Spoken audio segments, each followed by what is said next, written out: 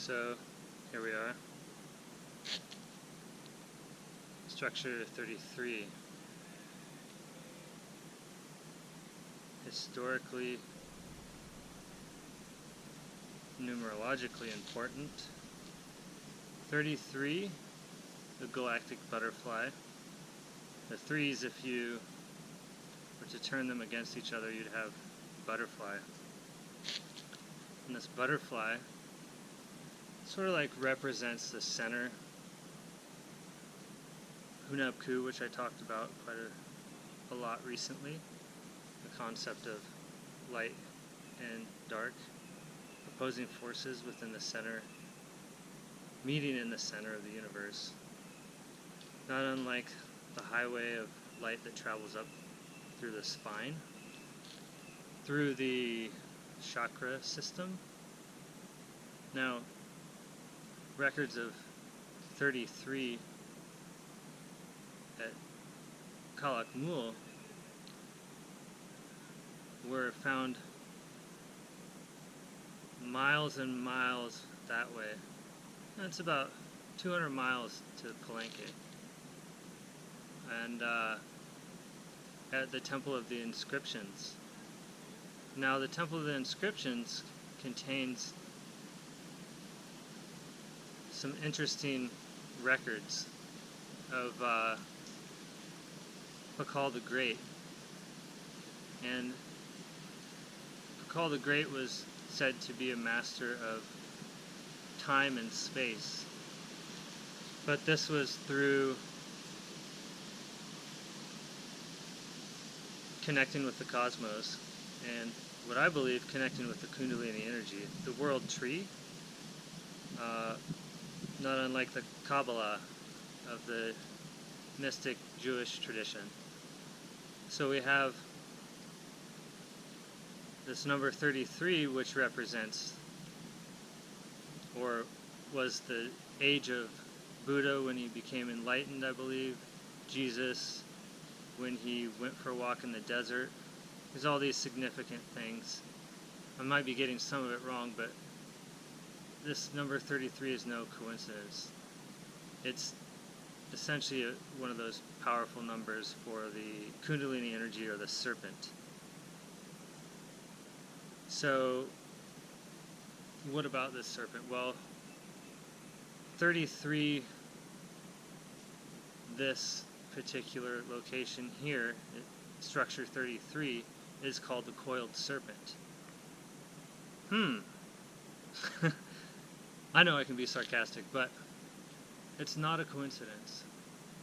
These synchronistic mythological markers are guides for us to find our true north, which is connected with the sky, but also the south. Recognizing the self as a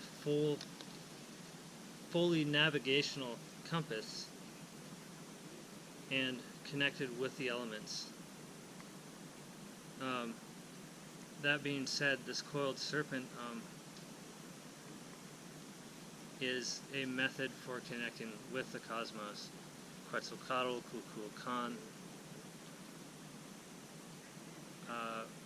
Very important. So as we get back into Palenque,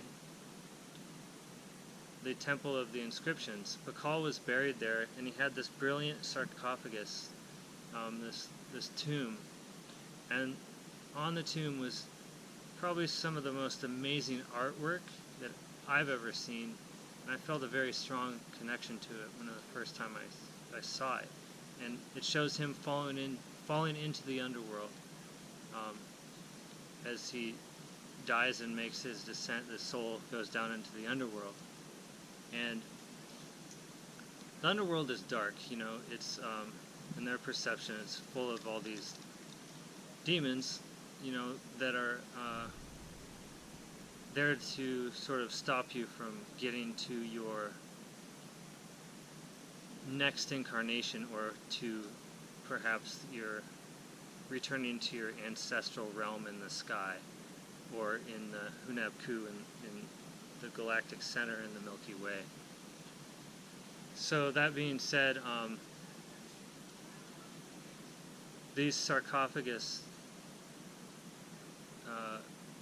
aka tombs, were built with great reverence for the rulers, especially Pakal. He had one of the most magnificent sarcophaguses in Mayan culture, if not the most. And he was called the shield. So the shield, Pakal means shield in Mayan. And what was he shielding? Well, he was shielding the people from an onslaught of invaders. Not only was he shielding the people from an onslaught of invaders, but he was also perhaps shielding himself from this darkness. But the only way to go through is to go through. So he had to experience this underworld journey, and so as he descended down into the underworld, he had this shield protecting him, and the correlation is strong between Pakal's journey into the underworld through this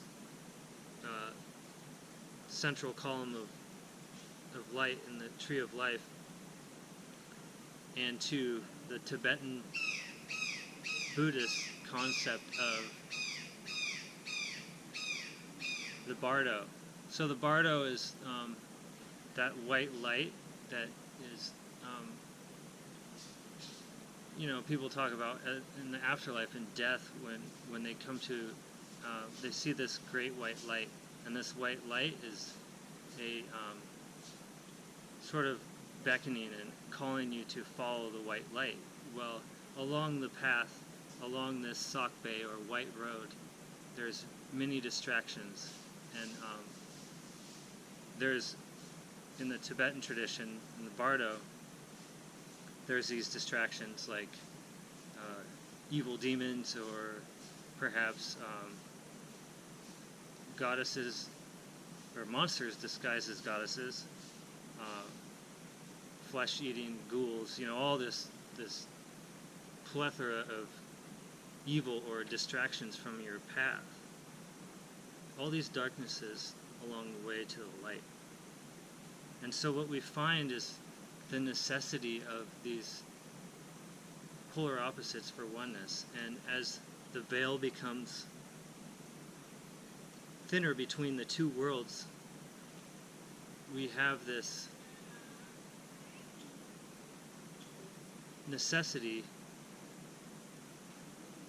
to, or maybe not necessity, but this great honor to shed that darkness by recognizing it and following the Sakbe, which is White Road, to the center, and to the center core of the galaxy, which is where many of these traditions believe that your soul resides. And as you find yourself getting closer to the soul, you come to the end of the path. And the choice is, at least in the Buddhist tradition, do I choose one of these couples consummating? There's hundreds of couples consummating. Which one do I choose? Well, still remain focused on that bardo, or through the end of the bardo, and you will be aware of just what couple you want to choose.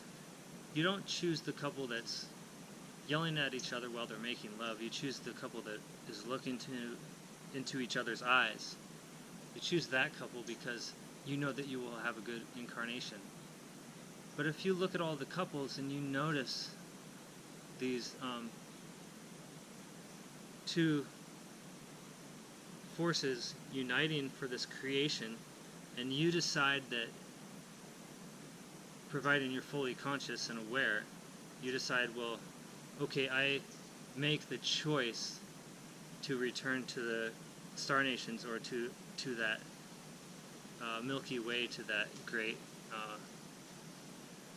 rift in the sky, the Hunab Ku.